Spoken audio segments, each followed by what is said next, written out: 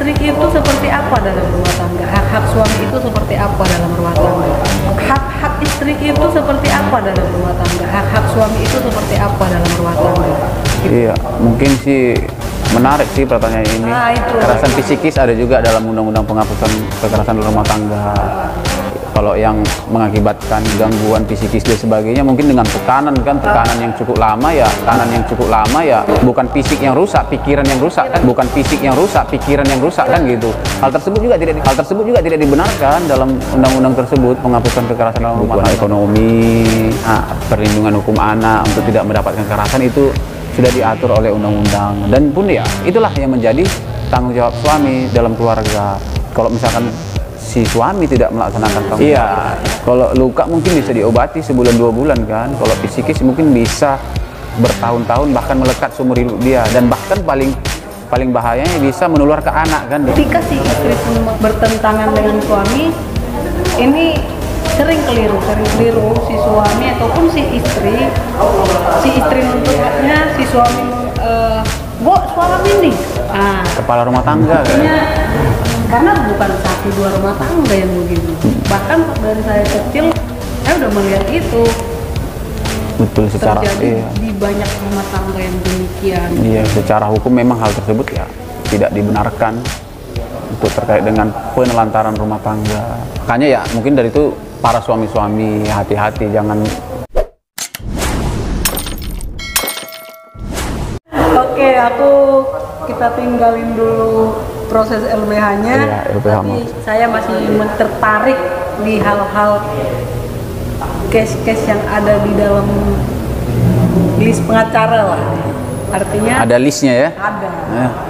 Yang paling sering kita jumpai, permasalahan yang paling sering muncul itu adalah kekerasan dalam rumah tangga. Betul.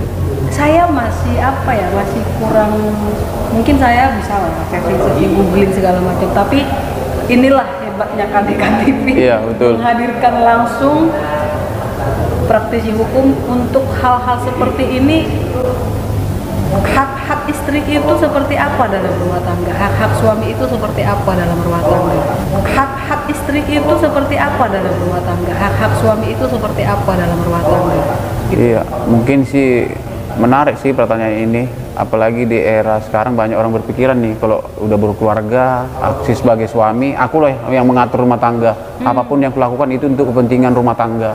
Betul. Tetapi lupa nih bahwa setiap hal-hal yang dilakukan dia itu mungkin bisa bersinggungan dengan permasalahan hukum. Seperti contohnya banyaknya kekerasan dalam rumah tangga, dan jangan juga kita anggap bahwa kekerasan dalam rumah tangga itu sebagai hal yang wajar dan hal yang dibenarkan, dan hal tersebut memang sudah menjadi tanggung jawab suami. Itu sangat-sangat salah gitu, karena hal tersebut juga sudah dilarang sangat tegas dalam Undang-Undang Nomor 23 tahun 2004 kalau nggak salah, tentang penghapusan kekerasan dalam rumah tangga, bahwa suami ataupun dalam ruang lingkup rumah tangga itu tidak boleh melakukan kekerasan. Rumah tangga itu yaitu suami, istri, anak, maupun ada pembantu rumah tangga yang tinggal di dalam rumah tangga, maupun ada anak yang kita angkat dalam rumah tangga, ataupun orang yang tinggal lama di dalam rumah tangga. Dan hal tersebut tidak dibenarkan untuk dilakukan kekerasan oleh para suami kepada istri gitu. Jadi ya suami pun ya jangan juga asal-asalan dalam bertindak nih dalam rumah tangga. Ada ancaman hukuman bahkan pidananya dalam Undang-Undang Penghapusan Kekerasan dalam Rumah Tangga gitu.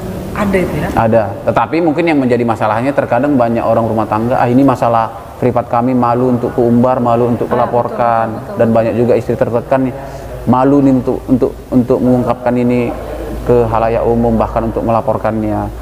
Tapi ya terkadang memang rumah tangga diperlukan hikmat juga dalam pelaksanaan rumah tangga, dan juga banyak juga yang terkadang memang melakukan kekerasan karena emosi sesaat, apalagi di era Covid sekarang kan lebih banyak aktivitas di rumah dan perjumpaan lebih sering. Ya dengan perjumpaan lebih sering memunculkan gesekan kan. Iya, sering memunculkan gesekan dan kekerasan. Banyak juga istri ya ditampar, langsung lapor polisi, memenuhi unsur kekerasan dalam rumah tangga. Tapi setelah dilaporkan, proses hukum sudah berjalan, istri nyesal nih, Pak, aku nggak mau nih, aku cabut lagi laporanku, nggak mau suami ikut penjara, nggak bisa lagi gitu. Kenapa? Proses sudah berjalan kan, ya? Sudah jalan sampai persidangan dan sebagainya. Makanya ya diperlukan hikmat juga dalam, ya. Tapi suami juga jangan juga karena istriku berhikmat nih, istriku berhikmat tiap hari dibawa game juga sama dia, nggak juga, jangan gitu juga gitu. Artinya ingin tahu hal-hal yang soal kekerasan ini, karena ada menurut saya nih, ketika suami tanpa melakukan ringan tangan, nggak kena tangan ke istri pun, tapi ketika psikis ada juga, kekerasan psikis ada juga dalam undang-undang penghapusan kekerasan dalam rumah tangga.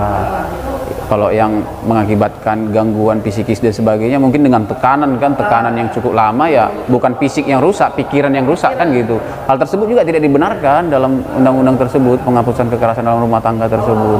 Bahwa memang ya psikisnya itu terganggu ataupun tidak, itu memang harus ada visum psikiatri atau apalah kurang namanya tentang itu. Itulah buktikan bahwa dia ada kena nih ke psikisnya, ada ancaman pidana juga dalam hal tersebut. Tidak dibenarkan juga dilakukan. Karena itu kan sering terjadi demikian, akan mengganggu psikis kita, ya. Kalau luka mungkin bisa diobati sebulan 2 bulan kan. Kalau psikis mungkin bisa bertahun-tahun, bahkan melekat seumur hidup dia. Dan bahkan paling bahayanya bisa menular ke anak kan dia. Dengan anak melihat hal seperti itu, mentalnya terganggu dan terbawa sampai dia dewasa berumah tangga dan sebagainya. Gitu. Sebelum ke sana, itu tadi aku masih belum clear nih. Hak-hak suami di rumah tangga itu mungkin kalau katakanlah kalau saya di Nasrani udah ada lah tertulis, hai suami kasih istri, hai istri patuhilah suami. Betul. Tapi kan di garis awalnya itu suami kasih istri, nah kasih dulu dong. Artinya kan memang basically itu harus kasih dulu. Betul. Jadi saya sangat sependapat dengan itu. Ketika si istri pun bertentangan dengan suami, ini sering keliru si suami ataupun si istri nuntut haknya, si suami suami nih kepala rumah tangga kan. Ini kan kalau di yang kita mungkin udah tergantung kepercayaan masing-masing. Kalau dari segi hukum gimana nih? Iya, kalau terkait dengan suami dalam undang-undang perkawinan kan dikatakan bahwa suami adalah sebagai kepala rumah tangga yang mengurus, membiayai istri, anak dan sebagainya. Itu sudah diatur tanggung jawab si suami sebagai kepala rumah tangga. Itulah yang menjadi tanggung jawab dia, memastikan bahwa keluarga dia ini baik-baik aja nih, berjalan dengan baik, sebagaimana misalkan kayak kebutuhan ekonomi terjamin, pendidikan anak, perlindungan hukum anak untuk tidak mendapatkan kekerasan, itu sudah diatur oleh undang-undang. Dan pun ya itulah yang menjadi tanggung jawab suami dalam keluarga. Kalau misalkan si suami tidak melaksanakan tanggung jawab tersebut, mungkin ya dia pergi tiba-tiba nih nggak menafkahi anak, nggak menafkahi istri, padahal masih terikat dalam ikatan pernikahan yang sah secara hukum. Hal tersebut sudah masuk dalam penelantaran rumah tangga. Penelantaran rumah tangga dalam undang-undang penghapusan kekerasan dalam rumah tangga itu namanya penelantaran rumah tangga. Ada pasal ada ancaman pidananya juga, penelantaran rumah tangga. Berarti memang menafkahi rumah tangga itu memang tanggung jawab si suami sebagai kepala rumah tangga. Artinya ketika dia nggak melakukan tanggung jawabnya tapi jor-joran minta hak, itu seperti apa tuh? Ini kita bicara dari segi hukum. Ya. Karena jujur ya, kalau saya dari kampung nih, saya dari kampungnya kampung lagi nih. Artinya sejak kecil saya sudah melihat itu di kampung-kampung sana, yang kerja itu mati-matian istri. Ya, hal tersebut pun tidak dibenarkan kan. Ini ya kita sebagai generasi milenial, apa gerakan kan kita harus buat juga nih, karena jelas-jelas ini udah melanggar sebenarnya. Si suami ini dengan bangganya pakai predikat suami, tapi nggak melangsungkan tanggung jawab suami itu. Ini kan ya katakanlah saya perempuan, ya saya lagi speak up nih soal perempuan ya. Nah ini kan saya harus terus untuk menyuarakan bahwa saya perempuan itu bukan babu loh gitu. Betul. Nah ini supaya keluarga-keluarga di kampung sana pun ketika melihat podcast ini, katakanlah suami teman di kampung misalnya akan memperbaiki diri mungkin, ya kan? Nah itu maksud saya kehadiran kandidat seperti itu.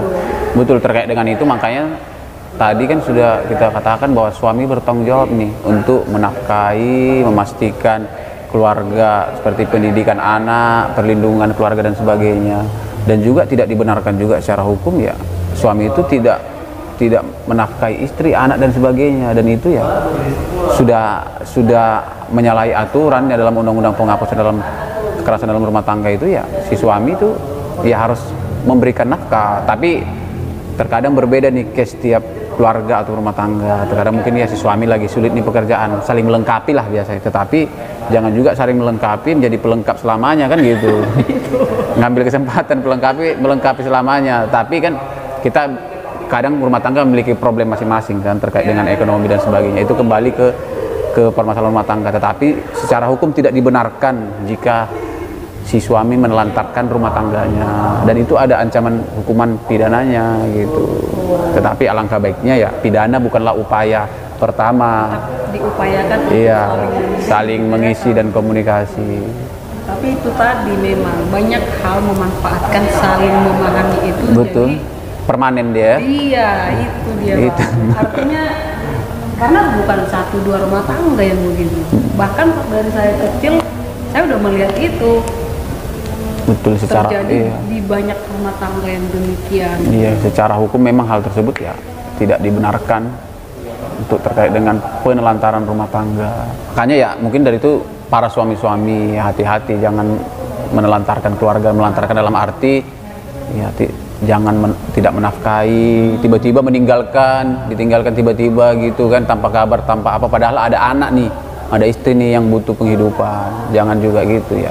Kalau segala suatu hal itu kan bisa dikomunikasikan. Jangan juga sampai hukum yang berbicara. Kalau udah hukum nanti susah kan gitu. Padahal kita memikirkan masa depan keluarga, anak dan sebagainya. Karena sejatinya kalau hukum itu memang pure hak ke siapa gitu. Iya, ada hak masing-masing. Ada sudah diatur. Karena sebagaimana tujuan hukum itu kan, tujuan hukum kan adanya azas keadilan, kemanfaatan. Yang paling penting adalah kepastian. Itulah tujuan hukum, keadilan, kemanfaatan dan kepastian. Benar. Gitu. Apakah sudah ada manfaatnya ini nanti saat kita ambil langkah itu kan gitu. Oke, kepastian hukum ada pasti dia gitu. Tapi manfaatnya ada nggak bagi kita? Keadilan bagi kita ada nggak nantinya gitu. Oke. Jadi semakin jelas ya hukum ini seperti apa sebenarnya. Tujuannya itu ya, betul. Ya, karena kenapa saya tertarik dengan case di rumah tangga itu karena ini case paling banyak. Karena saya pernah googling itu akibat perceraian itu KDRT loh. Iya, banyak penyebabnya. Salah satunya KDRT, kekerasan dalam rumah tangga. Di nomor 2 kan nomor berapa itu? Permasalahan paling banyak di rumah tangga ya KDRT. Kekerasan dalam rumah tangga. Nah, ini kan artinya dibiarin, ada pembiaran menurut hemat saya. Di sisi lain sih ada pembiaran, tapi di sisi lain mungkin karena kan hal privat nih rumah tangga terkait ujungnya gitu. Orang praktisi hukum melihat ini bagus nggak dibiarin gitu? Ya seharusnya ya tidak seperti itu. Seharusnya ya memang harus ditindak walaupun hal privat kan melibatkan keluarga. Tapi kalau memang sudah sangat memang tidak bisa ditolerin ya biarkan proses hukum yang berjalan kan. Oke teman-teman, kita sudah menerima tadi penjelasan perihal LBH Mawar Saron yang didirikan oleh Bapak Hotma Sitompul. Mas Tompul. Kayaknya besok one day saya harus dibawa nih ke Pak Hotma. Bagi kawan-kawan yang mungkin yang menonton ini ya bermasalah dengan hukum, jika memang nggak mampu nih, miskin secara ekonomi, yang termarginalkan dan berhadapan dengan hukum ya bisa datang ke kita, ke LBH Mawar Saron. Kita akan bantu. Baik, itu anytime ya. Iya betul. Jadi tapi jangan sampailah kita bermasalah dengan hukum kan gitu. Kalau bisa gitu. Mungkin kita minimalisir ya. Betul. Oke. Jadi sejauh ini soal hukum kita cukup sedikit tercerahkan lah, saling mencerahkan lah gitu. Ada perasaan gelisah dengan katakanlah satu case dalam hal berpacaran, terus si perempuan katakan udah hamil tapi pacarnya hilang. Ini seperti apa hukumnya? Ada nggak hukum yang untuk menolong si perempuan ataupun menolong si laki-laki? Ini seperti apa? Nah itu dia. Sekarang kan kalau dewasa, kita cerita dewasa ini atau cerita anak nih. Kalau cerita dewasa kan setiap orang dewasa kan sudah cakap hukum nih. Cakap hukum dalam arti itu bahasa hukum, cakap hukum sudah dianggap tahulah tentang hukum. Di atas 18 tahun kan namanya bahasa hukumnya cakap hukum, sudah tahu dan mengambil tindakannya itu ya udah tidak ada aturan yang melarang mereka untuk misalkan berpacaran, menikah. Tapi memang kan kalau kayak melakukan hubungan badan di luar pernikahan ya, dan hal tersebut juga tidak dibenarkan kan secara hukum, tidak benarkan secara hukum. Mungkin ada juga rujukannya peraturan-peraturan daerah terkait dengan ancaman ataukah ancaman sosial, ya kan sosial. Tapi kalau pidana kan karena mereka udah cakap hukum melakukan itu kan nggak ada ancaman pidananya. Dalam KUHP pun nggak ada juga ancaman pidana. Suka sama suka, bukan cerita suka sama suka, sudah cakap hukum, sudah di atas 18, sudah di atas 18 tahun. Kalaupun ada resiko, makanya pikirkan resikonya kan. Tiba-tiba gunung membesar gimana ini? Yang membuat gunung, iya, jangan enaknya aja tiba-tiba mau apa? Karena kadang anak-anak ya katakanlah yang tadi udah cakap hukum tapi masih bingung mau dibawa arah kemana. Itu makanya sebelum mengambil langkah-langkah itu berpikir gitu. Ya kalau dia nanti lari mau gimana pun, kenapa dulu mau melakukannya kan? Itu beda halnya nih kalau diperkosa, ada pidananya kan. Setiap orang tidak betul dilakukan pemerkosaan. Enggak. Ini case-nya suka sama suka. Love to love. Enggak tahu lah. Yang jelas mereka pacaran tapi ketika hamil si laki-laki hilang. Enggak bertanggung jawab kok. Itu ada pasal tertentu enggak? Nah, kita pun atau mungkin nggak ada tertulis tapi bisa diarahkan kemana gitu bang? Soalnya lari ke pendekatan lagi, makanya dipikirkan dulu kan, kembali lagi sih ke awal itu. Kenapa dulu si cewek nggak berpikir tuh melakukan itu, kembali ke situ kan? Karena terkait cakap hukum tadi, beda halnya kok di bawah umur mau suka sama suka. Ini makanya misalnya sudah terjadi itu nggak ada ancaman hukumannya, makanya nggak ada. Makanya bagi wanita berpikirlah untuk hal tersebut. Terkadang kan lelaki kan manusia paling pintar di dunia ini, tanpa sekolah pun dia pintar. Cintanya abang dek katanya, punya abangnya Batam ini katanya, ternyata punya dia pas di kosnya Batam ini. Artinya memang ya itu dibutuhkan ya ke pribadi masing-masing, memberikan risiko ke depannya. Dan kita juga nggak mau terlalu masuk ke dalam bidang itu karena itu ya pribadi orang masing-masing kan dalam hal tersebut. Karena terkadang sebab musabab kan ada rayuan, ada ini dan sebagainya. Selesailah Indonesia merdeka jajahan dari Belanda kan, kena jajah lah dia sama lelaki. Oke teman-teman, kayaknya dari penjelasan Mama tadi ada itu ya pencerahan lah. Mudah-mudahan ada sedikit pencerahan. Ya. Iya. Dan ini juga sangat membantu buat teman-teman KDK Lover mungkin yang butuh bantuan hukum, yang sering kita keliru kalau dengan kata pengacara di otak kita langsung uang. Itu salah. Betul. Artinya tidak selamanya kita juga melakukan karena sebuah materi, dan kita juga memiliki jiwa-jiwa dan naluri kemanusiaan kan di saat hal tersebut. Dan undang-undang advokat nomor 18 tahun 2003 juga, advokat, pengacara atau penasihat hukum itu juga dikatakan dalam undang-undang itu harus memberikan bantuan hukum secara cuma-cuma ataupun pro bono kepada para pencari keadilan. Oh, ada juga dalam undang-undang advokat. Undang-undang advokat kan itulah undang-undang yang mengatur tentang advokat. Dikatakan juga situ bahwa advokat harus memberikan bantuan hukum cuma-cuma atau pro bono. Enggak 1-2 orang sih, selalu image pengacara itu mata duitan. Ini terbantahkan lagi. Terbantahkan, nggak selamanya juga cerita uang. Pasti adalah nilai-nilai kemanusiaan. Iya kalau yang terkadang ya kalau orang-orang kaya jangan juga dia bilang nggak ada duit sekian, jangan tiadakan yang ada samamu, nanti Tuhan marah kan. Kita harus berterima kasih sama Bang Mangara ini. Tapi harapan kita Bang dari KDK Lovers boleh ya, one day lagi kita podcast ya. Boleh. Oke. Demi kebaikan bersama. Nah. Kami dari KDK Lovers juga KDK Crew mengucapkan terima kasih buat Bang Mangara Sijabat. Sukses selalu Bang. Sukses. Thank you. Iya, saya juga mengucapkan banyak terima kasih kepada KDK TV. Semoga KDK TV semakin bisa menginspirasi melalui channel-channel yang dibuatnya, dan juga bisa memberkati banyak orang melalui hal-hal yang dibicarakan dalam KDK TV, sehingga kita semua di sini dapat menjadi berkat bagi banyak orang. Quotes terakhir keren. Betul.